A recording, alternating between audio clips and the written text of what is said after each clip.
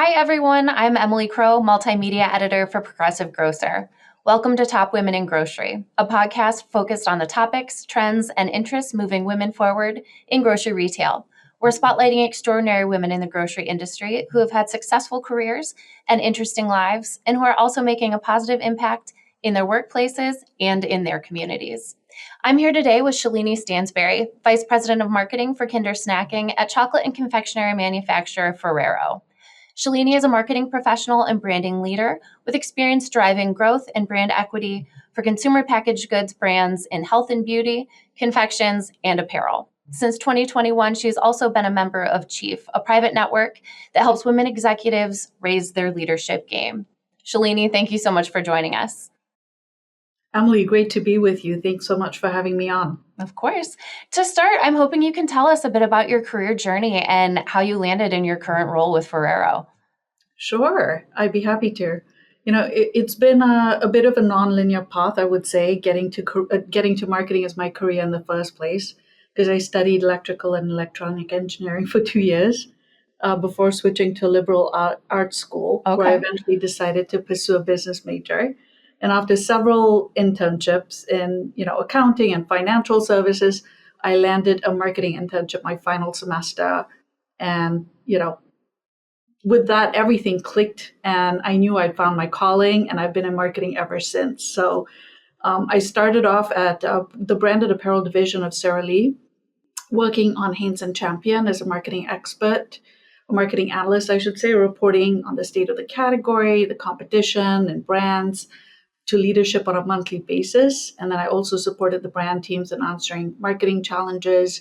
I supported the category management team in creating sell-in stories. So that wasn't a great foundational experience, but I was really eager to experience a whole spectrum of marketing, which is why I went on to work for Beiersdorf. I spent 11 and a half years there, working mainly on Nivea and Eucerin, and, progressively took on greater responsibility, working on the Nivea master brand, as well as the launch of Nivea lip care here in the US. So it was all in all a really awesome experience. But I was really yearning to have that global marketing experience. And so when an opportunity came up with Sharpie, I jumped on it, moved from Connecticut to Atlanta, and spent 2 years at that company, Newell Rubbermaid, really honing my global and upstream marketing abilities. And so, some of the highlights from my time there included working on the launch of Sharpie in China, while fueling growth, for the US business, which was, in a rather mature state. So there were two different challenges, two opposite ends of the spectrum. One, entering a new market, the other ensuring that, the biggest market for Sharpie was continuing to be successful to be able to fund expansion elsewhere in the globe. It's a really, really exciting experience. But I could not resist, joining a confections company like Ferrero. And I started at Ferrero as a marketing director, first on the premium chocolate side of the business, best known for Ferrero Rocher.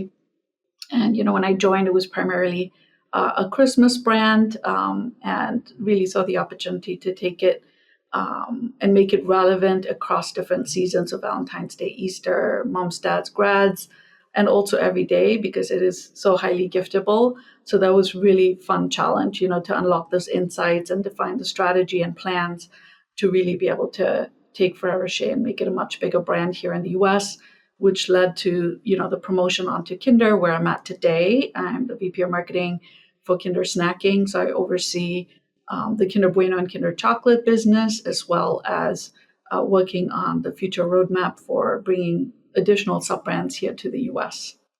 Wonderful. And as I mentioned before, your career has taken you through health and beauty, confections, apparel, all over the board. How do you pivot from marketing one segment to another? How are they alike and different? Yeah, that's a really great question. I thankfully have found that things like marketing principles and learning how to navigate different retail channels, these are things that are highly transferable within the CPG world, making it possible to pivot easily between categories. But, having said that, each time I've begun working on a new category, I've had to learn about the rules for how to win in that category. Who are the competitors? What is the level of competitiveness, to be able to ensure that we have the right level of support for the brands, and of course, learning the nuances of the brands within the portfolio to make sure that we have the right portfolio strategy to best put our best foot forward, within it and capture market share while driving, category incrementality. So, and of course, anytime you move to a new brand or to a new company, there's understanding the culture and the players to be able to influence for the brand's agenda. So those are the things that require, I think, a little bit more learning and adaptation. The principles themselves for how to build a brand, how to develop a brand, how to win in food, drug, mass, things like that are highly transferable. And speaking globally, as you were saying, you led Kinder Chocolate's official US launch last fall. What can you tell us about that process? It seems like it was a very large undertaking. It was a really large undertaking, but I feel highly privileged to have had the opportunity to launch Kinder Chocolate in the US. It is the sub-brand that launched Kinder globally back in 1968. Kinder is valued at 8 billion euro, which is roughly just under 9 billion US dollars on a global basis. So, taking the right steps to build a Kinder brand here in the US, something I take very, very seriously. And also feel very privileged to get to do day in and day out. So with the Kinder Chocolate launch, once we had proven through research that it would be a viable launch here in the US due to the strong consumer acceptance, I partnered with the global team to build a business case to ensure that we were unlocking CapEx to be able to support the demand for the US market. Also worked closely, my team and I did, to co-create the sell-in story with category management and trade marketing to ensure that we had strong acceptance of the launch by retail partners. We were at Sweets and Snacks to unveil the launch. I attended many innovation and line review meetings with customers to speak about the launch and to share how we were bringing this launch to life, the level of support that we were bringing to this market to ensure that the launch was successful, and of course working with the agency partners to build a communication strategy and the campaign that we ultimately launched with, which is the Let That Kid Fly campaign. So there were so many different aspects to ensuring that this was a successful launch here in the US. I'm very proud of the work that we've done as a collective team. It takes a village to launch a brand.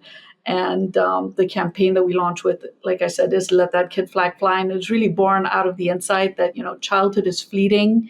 And with so many pressures on kids and parents today, it's really important to remind ourselves as parents to let kids be kids and to be their unfiltered selves because, childhood is short. They're going to be adults in no time. And in order for them to be, healthy and happy adults, it's important that they enjoy childhood. So that is very much at the crux of our campaign and informs everything that we do. So, for instance, the portfolio of products that we launch with, we ensured that there were products or packs that were really designed for sharing as a family to promote those moments of connection and play between parents and kids. So, we are now a year into the launch, and of course, we continue to monitor the launch progress and course correct where needed. We have monthly meetings to, understand how the launch is going and ensuring that we set it up for its next year of life here in the US. We know how critical, the first 2 years are for any launch, and so we want to ensure that we are building a sustainable sub-brand with Kinder Chocolate to be able to pave the path for future launches from Kinder within chocolate and beyond. Well, my kids thank you. They're very big fans. So. And how have you gone about marketing something that's so very well known in Europe to US consumers? Yeah, I think at the crux of the Kinder positioning, it's all about taking those little moments that may be seemingly unimportant to adults, but so precious to kids, and really leaning into those moments. So that is, an underlying tenet for Kinder anywhere you go in the world. But it was really important in the US, knowing that, we couldn't necessarily just copy paste the formula for success in Europe. We wanted to be sure that we were taking a look at what was happening with consumers, with culture, and taking all of that into account while defining, the big idea here in the U.S. And when we were preparing for the Kinder Chocolate launch, in the middle of COVID, so there's a lot happening in the world, and I think parents were starting to shift their parenting style away from more of a helicopter style parenting, which is all about ensuring that kids are being set up for success as adults, to finding more of a balance between doing that as well as having fun and connecting, with their kids. So 93% of parents today agree it's important that kids get a chance to be kids. We did an entire parenting study, one of the biggest ones in recent times, to really understand how the state of parenting had changed in the US. And so a lot of our work was really informed by this research. And so hopefully that answers your question, but that was really pivotal in terms of how we designed the launch here in the US. Absolutely. And what other upcoming innovations are you looking forward to with Kinder Snacking? Yeah, to continue to connect, kids and parents, we want to be, sure to be bringing innovation that does just that. And so we're actually right in the middle of launching our lay down bag, which is a really critical format to the aisle.